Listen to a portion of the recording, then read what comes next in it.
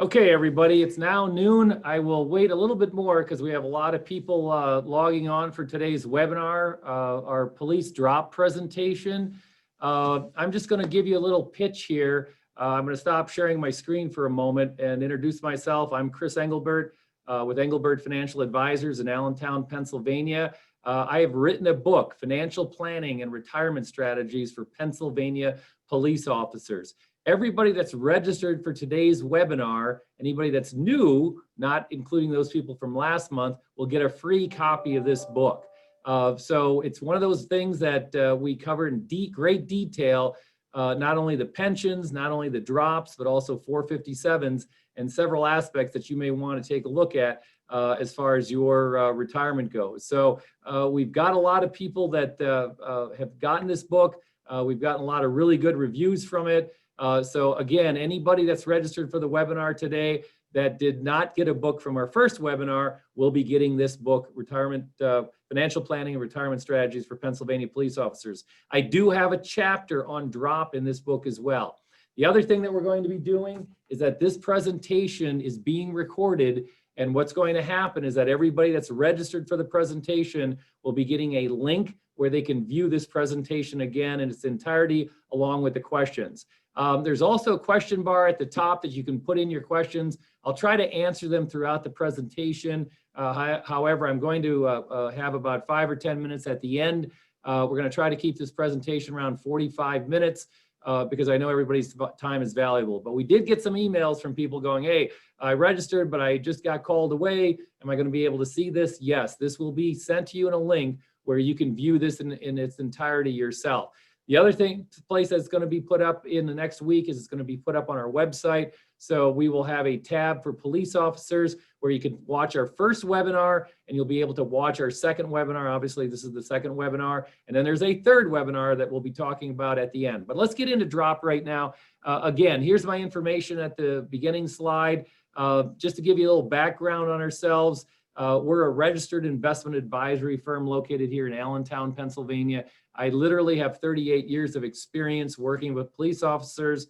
I use an old joke. I started when I was 10, but obviously on a webinar, you can't get too many laughs out of that. But what do we do here at Engelbert Financial Advisors? We manage defined benefit plans. We manage 457 plans. We handle drops. And then we do something called RFP referee product as well. We do a tremendous amount of 457 plans and drops. I have literally put over 145 police officers through the drop program in my career. So just about every aspect of what's going on with drop, we've been through before. So that's why you're on this webinar today. So let's talk about drop. Let's talk about what it is. Obviously, we throw the language around drop, but what is it? It's deferred retirement option plan. So basically, about 15 years ago, this idea came out. It was first tried in Philadelphia. It was abused in Philadelphia. They didn't put it together in the right way. But basically what it is, and I keep trying to tell people that, really what it is, it's a human resource management tool for your police force. So technically what a police force should do, or a municipality, a township or borough should do, is that they should hire a police officer every couple of years for their police force. Instead, what do? They hire a chunk of officers, 4 or 5, then they don't hire anybody for 10 years and they hire another chunk of officers. So what ends up happening is you've got a whole bunch of older officers hanging around a police force, and there's really no incentive for them to retire. Obviously, if they're in good shape or if they're in a command position, they can stay being a police officer for a long time. Well, the drop idea and why we're a big advocate of the drop idea is that the drop idea has been used in the private sector for years. During my career, I've seen early retirement programs at Bethlehem Steel. I've seen early retirement programs at Lucent. Early retirement programs are not abnormal, but in the municipal world, for some reason, people don't understand them. So basically what they do is once you reach your superannuation date, which is a fancy term for age. So you've reached your age to retire and you reached your years of service. You could technically retire, but guess what? If you're 52 years old with 25 years of service, and you're looking at making $100,000 and $110,000 a year as a police officer, the incentive to retire really is not there. So what do? They have created a drop program. So many times I talk to both sides, the municipality and the police unions, about putting in a drop program. And I can tell you there's some things about it. Drop programs can be anywhere from 1 year to 5 years. I tell a municipality a 5-year plan is probably too long. If you're a police officer, you'd want a 5-year drop. A 2-year drop is too short. You're probably not going to get enough guys to bite on the 2-year drop. 3 to 4 years seems to be where things have settled as far as drop goes. But basically, what ends up happening is they calculate your pension. So let's say you're entering drop January 1st of 2021. They would calculate your pension based upon 50% of your last 36 months salary. So once again, if you know you're going to be going in the drop the next couple of years, obviously you can up your income working overtime, etc. But it's the last 36 months salary. So let's say you're going into drop January 1st of 2020. Then what happens is your drop is calculated, which is technically your pension. So for example, if you're making $100,000 a year, your drop is going to be $50,000 a year. What ends up happening is that drop payment each month is placed into your drop account. So for example, we'll get into it in a couple of slides, but what ends up happening is I typically tell officers, don't expect that first drop payment to happen, January 1st of 2021. They've got to calculate your pension. It usually takes 30 to 45 days. Typically by February 1st, they would put 2 drop payments in, and then every month the drop payment goes on. We talk about that it's the second most valuable retirement benefit a police officer can receive. What's the first? Obviously, your defined benefit pension. But it's also important. The drop, again, is a human resources management tool. It's very important. Your police force can figure out how they want to expand or contract their police force. So I'll give you some real life examples. We've seen this happen. We had a very large city that we did the drop for. There was 22 police officers in the drop. And I remember I kept asking the police chief, I was like, hey, when are they going to start hiring officers? Because you knew the drop date was a certain date. Well, out of the 22, about 8 or 9 left early, which I'll get into in a minute. But basically what this particular city did is they ran right up to the end. They didn't hire any new police officers for 6 to 9 months after everybody was gone with drop. They saved a tremendous amount of money. But obviously, if the public had known how under-policed that particular municipality was, there would have been some cause for concern. So the real area, what it does is what we think is the best thing is it allows the municipality to say, hey, we know this guy is done with his drop in 2 years. Okay, a year from now, we're going to start testing. We're going to start recruiting. We're going to start training an officer so that when this police officer in drop is done, he's done. So what ends up happening is that I'm starting to get some questions in here already, answered in a minute. What ends up happening is a drop is now a well-known benefit that can be put in. So before I used to do, pre-Act 44, we used to do drops and people say, oh, it's an illegal benefit and it's got to be funded by general fund. After Act 44, the drop is a benefit out there. So here's a good question here. Our township's actuary for a pension, I'm not going to name the name of the actuary, listed the cost of a 3-year drop as $27,000. Do you have any strategies for approaching negotiations on this? What are your thoughts on offering a sunset provision where if the funded level of the plan drops to a point where the township has to pay into the pension, the drop's suspended till it reaches back? For reference, our actuary over the last 7 years have changed mortality tables to extend projected longevity in each of the 4 studies to keep the funded level down. Okay, so your funded level, again, if you were in our first webinar, this is a very sophisticated question. I really like it. Thanks for giving it to me. There's a couple of things in this funded level. First of all, you can have your own actuarial study done to determine the cost of drop. Now, what we've seen actuaries do is they assign an interest rate to the drop account to create a cost to drop. So if your plan's actuary is assigning like a 4% interest rate, you can hire your own actuary and have them assign a 0% interest rate.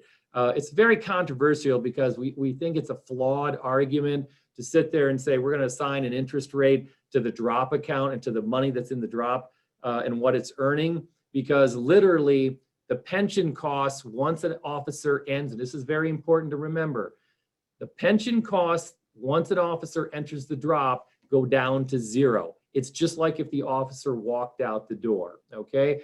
If you have a funded ratio of 85%, we talked about this in our first webinar, that's a really, really good funded ratio. Think about it this way, and I got this idea from a very good labor attorney, Rick Paulson.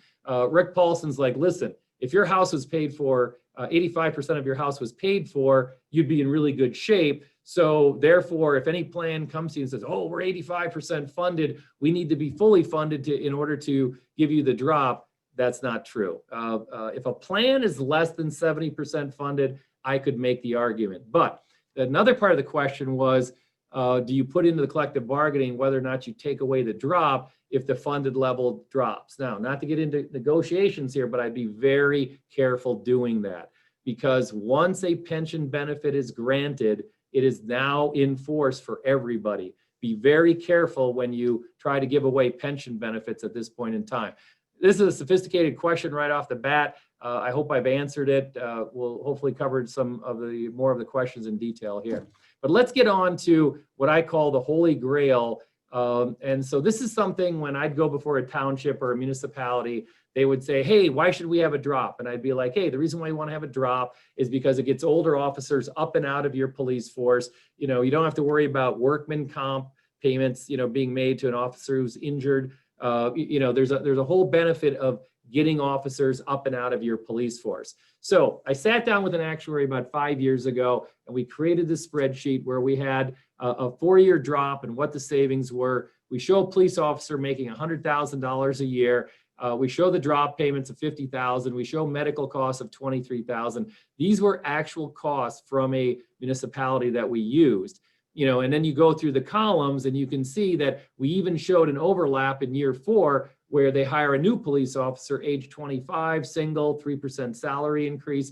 And we run it through. And one of the ways that we present drop is that, you know, when you negotiate, you know, with your municipality, obviously they look at you as an entire package, pay, benefits, pension, you know, medical benefits, pension. And so obviously what you've got to do is that when the drop is presented, you know, you got to show what the cost savings are to getting those officers moving up and out. And I can tell you, we ran this spreadsheet for a large city that was going to put in drop. They ended up putting in drop. We showed the cost savings for the 22 officers that once they were through the drop was about $500,000 a year between pay, reduced medical benefit costs, et cetera. They had so many officers leave early that by the time they did the whole thing, they saved about $1.7 million. Now that was 22 officers. It was a large police force, but you can see that we show that over a 10-year period of time, you know, a police force or a municipality could save $145,000 by putting a drop in. You know, if you would present this to a municipality and say, hey, listen, if you buy XYZ dump truck and you're going to save $145,000 a year by having that dump truck, literally every municipality would be like, oh yeah, we'll buy that dump truck. So again, I stress this is a human resource management tool. You know, once you break down the barriers of, hey, we're going to do this in collective bargaining and this is what we're getting. And, you know, the other thing you got to remember is that in the private sector, first of all, you know, they're very jealous of defined benefit plans, number one. Number two, they're obviously jealous of what the drop is and how it's, you know, how it's being used. So it's all about the presentation. There's obviously cost savings to do it. If you find a really good township manager, and there are many of them out there who understand how it works, you know, this is something that you want to do. In fact, I got to give credit to a township manager. One of the items that we talk about, and I'll cover it briefly here, is this one township manager came up with the idea, and I got to give them credit because we're using it now, of basically what's called a progressive drop. And basically in the progressive drop is, so you have an officer reach age and years of service, they can enter the drop. Well, some officers don't enter the drop, which we can talk about in a minute. We think an officer that's drop eligible should run with the paperwork to enter the drop. But you have some officers for personal reasons decide to hang on. This particular municipality and this township manager, and again, I got to give them credit for the idea, they put in a progressive drop, which we think is an extremely good idea, where if you enter the first year you're drop eligible, you get all 4 years of the drop. If you wait 2 years, you get 3 years of the drop. If you wait longer than 2 years, you get 2 years of the drop. So what it does is it forces people who are drop eligible to enter into the drop, is what they end up doing. So again, it's a more sophisticated strategy, but it's something that we think, when you present this, you want to present this as this is how we're going to save money for the municipality with your police force over the long run, is what ends up happening. So drop, how's it done? Here's the nuts and bolts of it. I can't tell you how many calls we get. The calls usually go like this. Hey, Chris, this so-and-so borough manager at XYZ borough, and 4 years ago, we put a drop in, and we now have our first officer in a drop, and we don't know what to do. Can you help us? And I'm like, yes, of course we can help you. So right now we have about 20 some officers in drops through various municipalities. Many of the drops we do, we don't handle the pension fund. We just handle the drop account for the police officer. So what happens is we provide the paperwork to start the drop account. Now, technically, a drop is still part of the pension.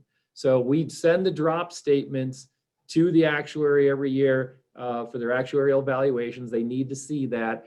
But you, as the drop officer, the title of the account says Chris Engelbert drop for it says XYZ municipality drop for the benefit of Chris Engelbert. It's for the benefit is what ends up happening.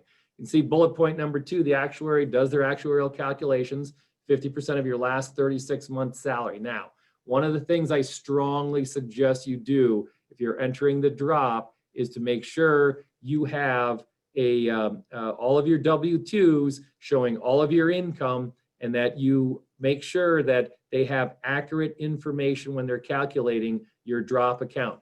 I tell the same thing to the municipality. I say, show the worksheet that the actuary used to calculate the drop, because what you don't want to have happen is an officer come back 10 years from now going, hey, you shorted me $100 a month when you did my calculation for my drop. So make sure that you as the officer know what your W-2 is that they're going to use to calculate your pension, and then the township or the borough should also keep that worksheet from the actuary showing what that is. So next thing that we do is we open the account.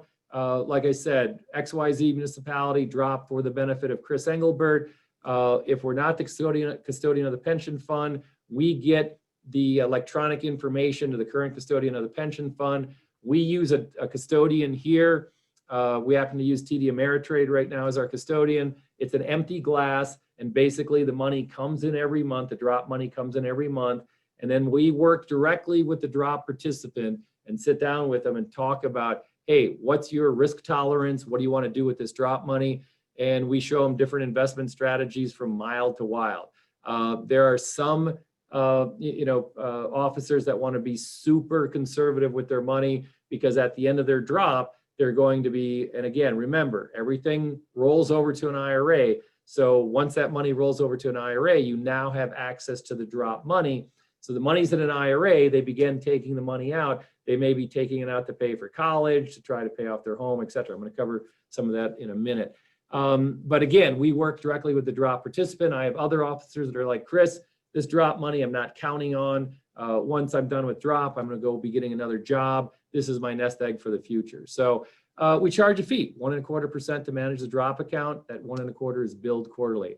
Again, what ends up happening is that when an officer is done with drop, in fact, I'm meeting an officer tomorrow, we open an IRA account for them.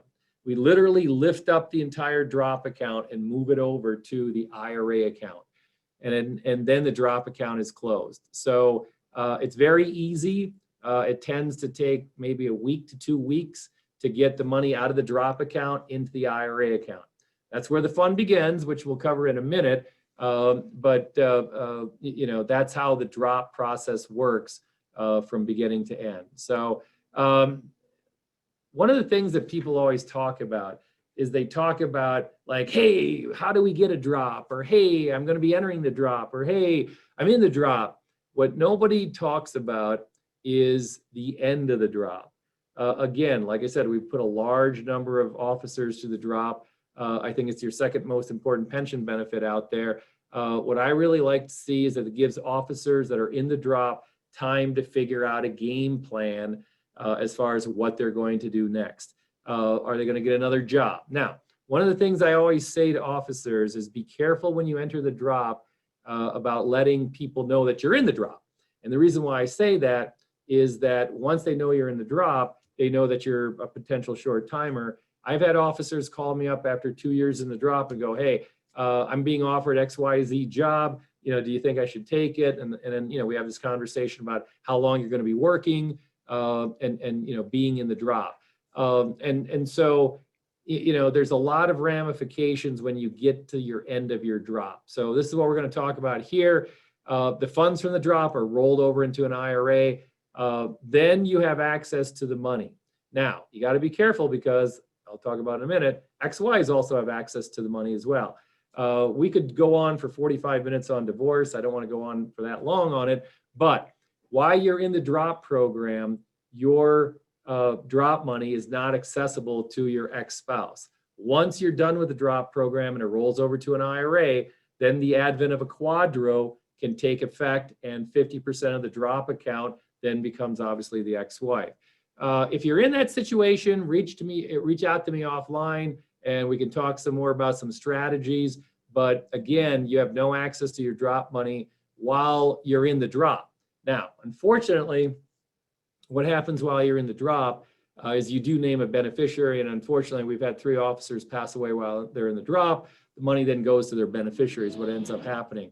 But again, when you're done with the drop, the money rolls over to an IRA, you do have access to it. Now, very important on this slide is that people say, well, gee, I'm 55 years old and the money's in an IRA. If I decide to take the money out, I'm going to be hit with the 10% early withdrawal penalty. They changed that law several years ago, and we can cite you the IRS regulation where first responders, law enforcement, firefighters, the 10% early withdrawal penalty does not apply. So let's say you're age 55, you've gone through the drop, you've rolled your drop money over, it's in an IRA, and you start taking money out. The money you take out is going to be taxed as ordinary income. So you got to be careful, and we're going to show that in a slide here next.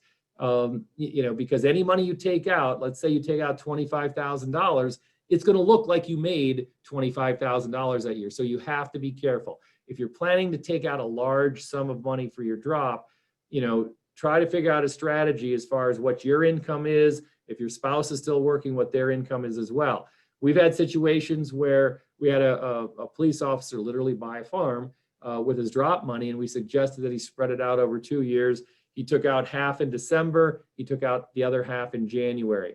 We've had other officers come back to us and say, hey, listen, I'd like to pay off my mortgage. It's $100,000. I'm like, hey, that's great, but why don't you do it this way? Why don't you take out $20,000 a year over a 5-year period of time? So there are other things you can do. I'm going to go a little bit more into this in a minute. But what happens if you decide to retire prior to drop? That's perfectly fine. We've had police officers get what I call round number itis.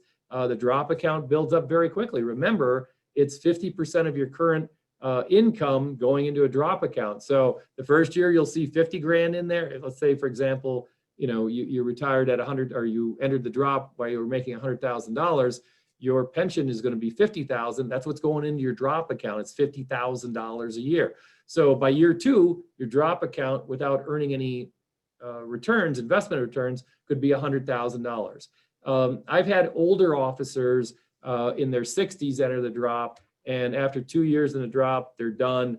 You need to notify your municipality in writing when you're done with the drop so that they can turn on your pension payment directly to you, is what you end up, you want to make sure you do. Then again, like I said, we roll over the drop money, it gets rolled over to an IRA, you now have access to it. Now, remember, you also have a 457 plan. You can roll your 457 plan over to an IRA as well.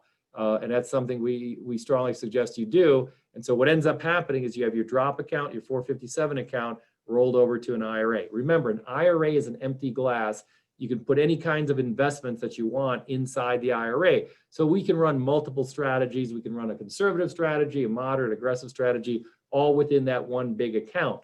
It is not unusual to see between drops and 457s, officers rolling over 400, 500, 600, $700,000 between the drop and the 457 plan. So it's a very good benefit. It's something that you want to make sure you understand completely. So talking about benefits, here's the benefits of the drop. Balances are significant, pays off homes, divorces, college. What I like about it, again, I mentioned this before, it gives a lot of officers flexibility in what they want to do.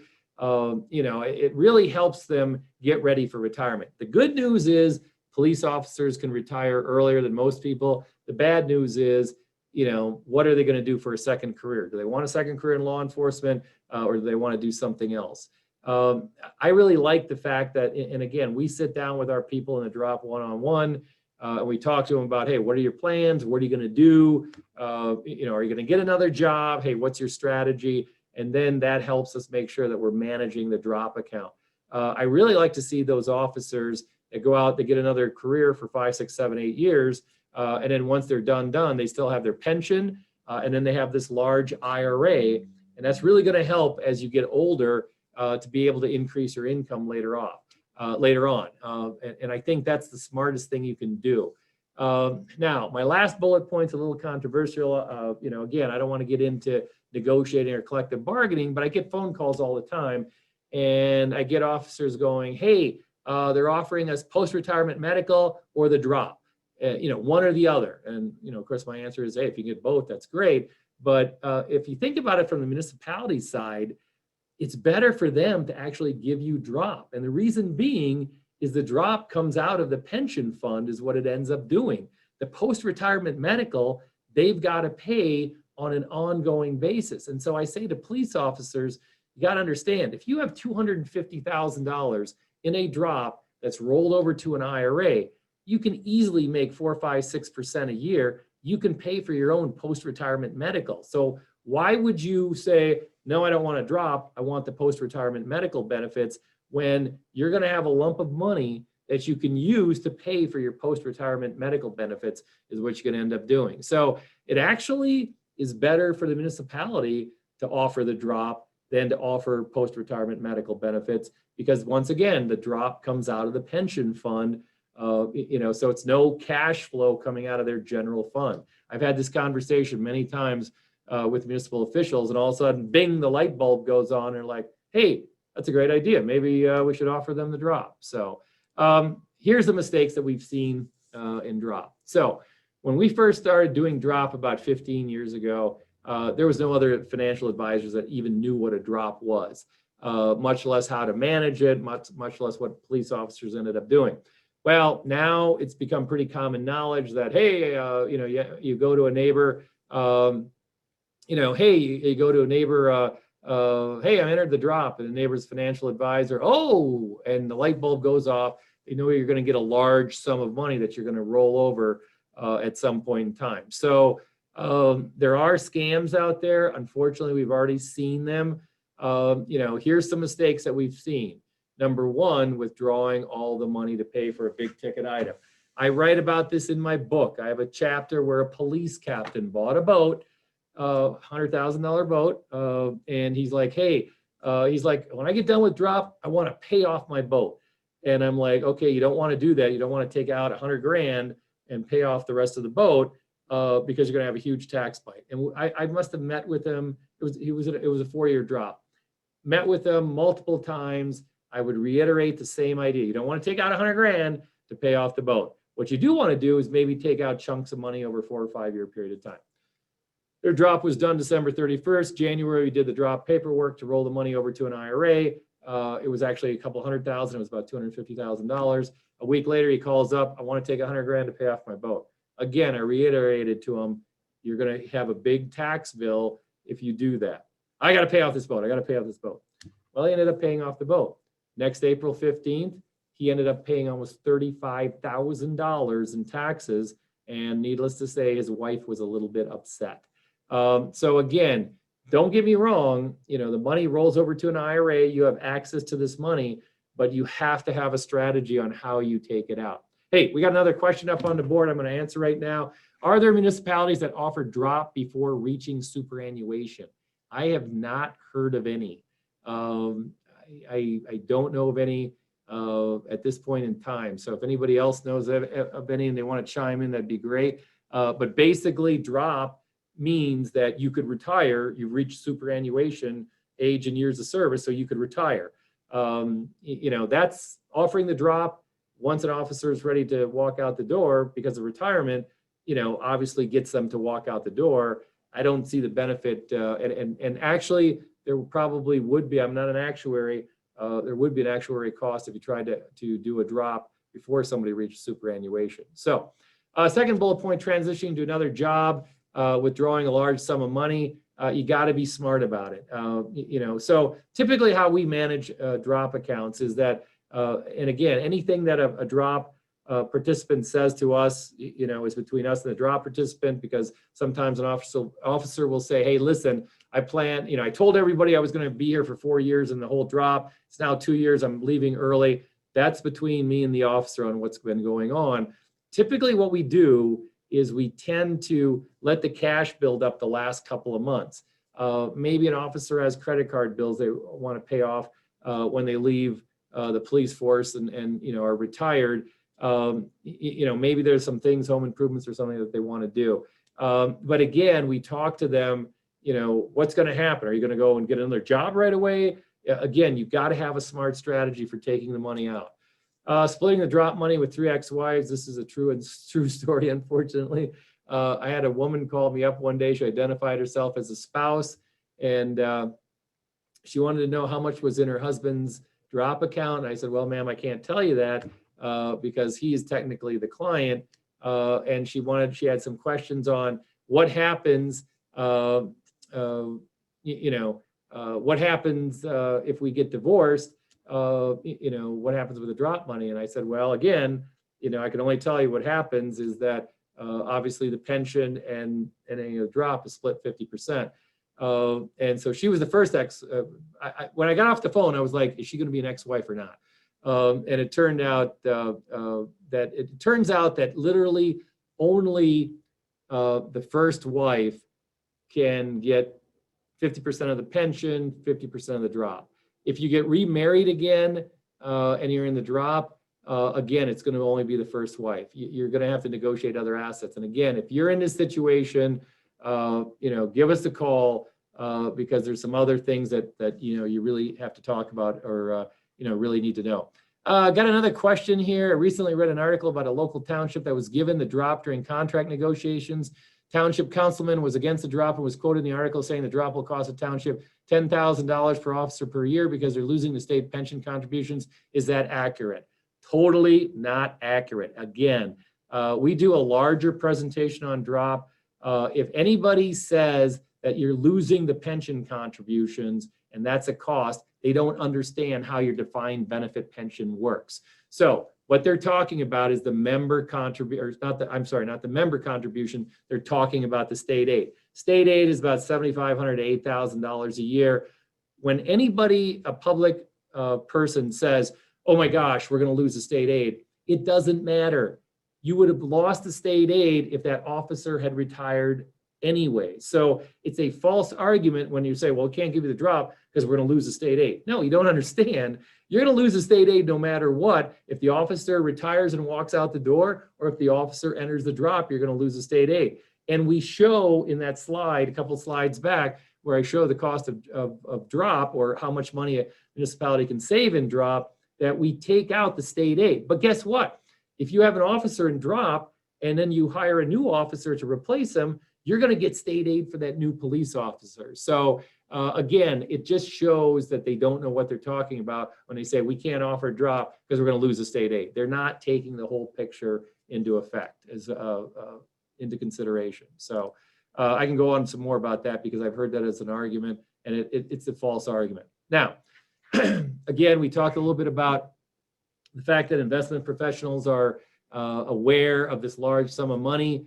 It's going to be rolled over to an IRA, and we've seen some scams out there. And you can Google these scams. And again, I have this in a chapter in my book.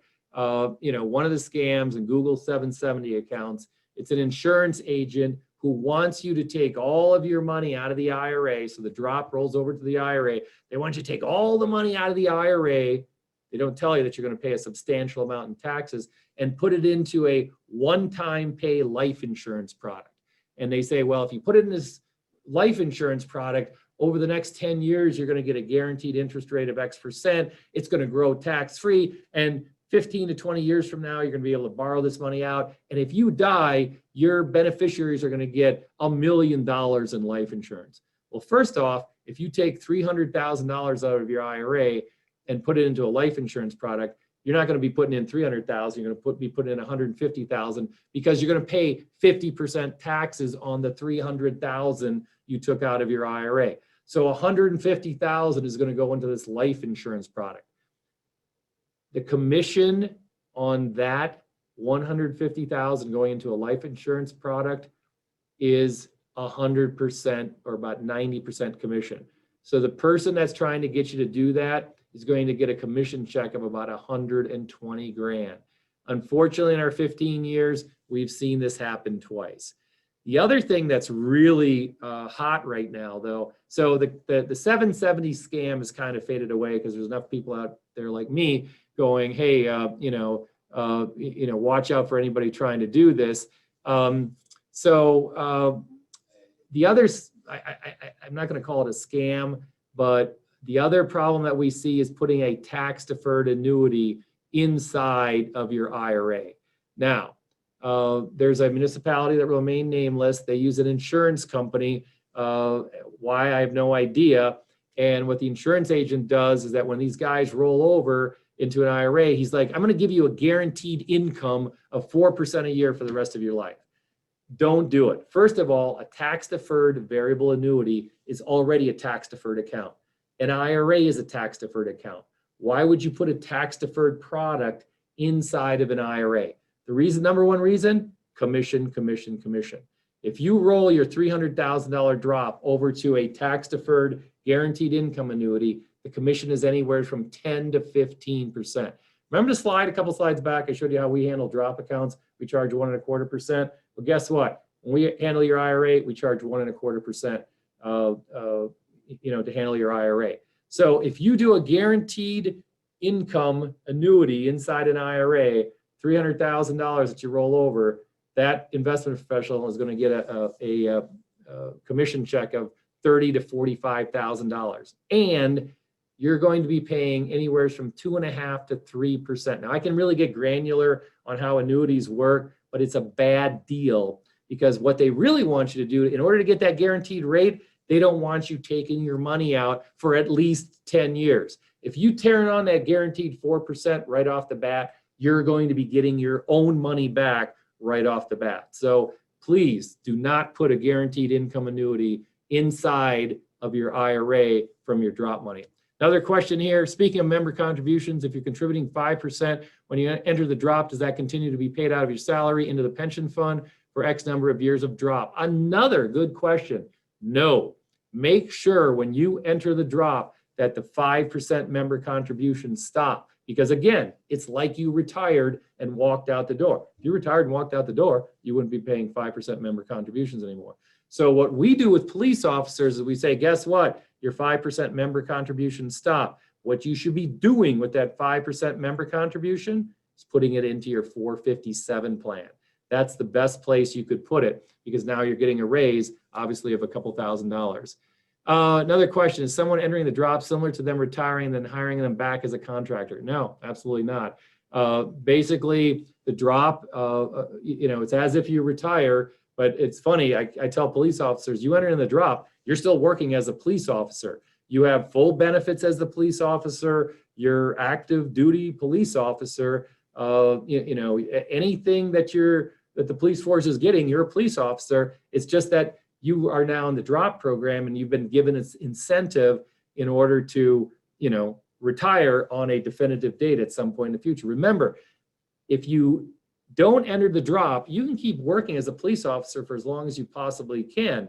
The municipality is sitting there going, wait a minute, this guy's working and working and working. We need to do something to get him to move up and out. Oh, by the way, how about if you go into the drop? The advantage of the drop is that they know if it's a 3-year, 4-year, 5-year drop, they know when you're done. A couple of the other housekeeping questions I get, oh, is the drop money that gets put in every month taxable to me as a police officer while I'm in drop? No, once again, this money is put into a drop account for your benefit.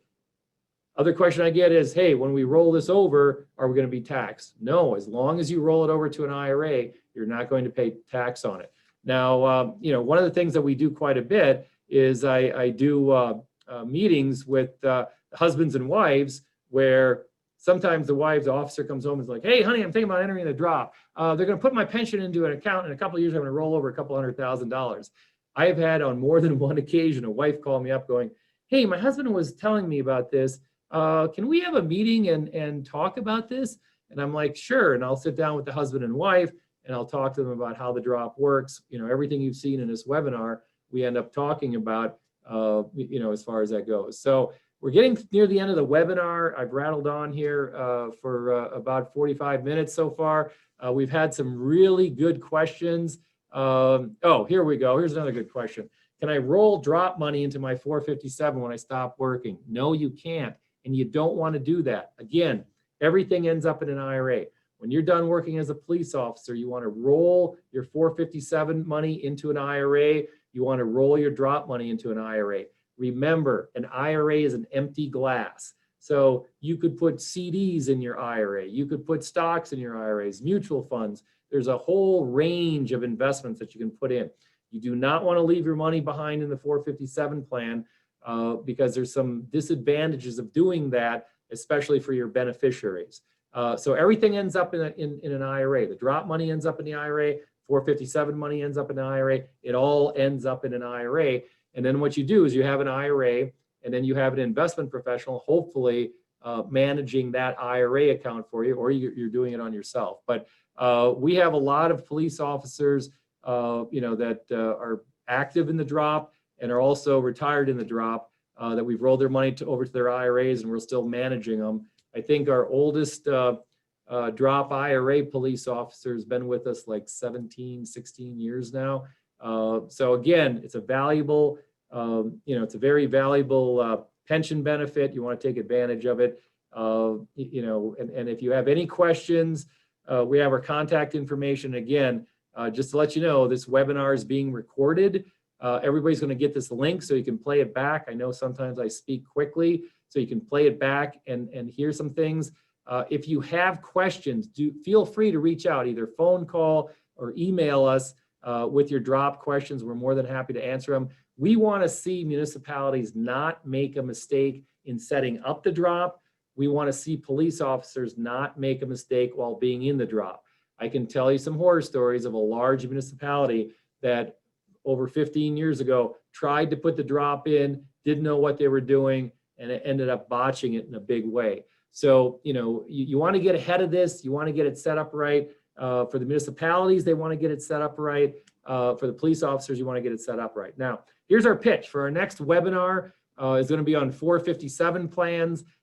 We call that the icing on the cake. We're going to talk everything about 457 plans. It's going to be Wednesday, April 21st at noon.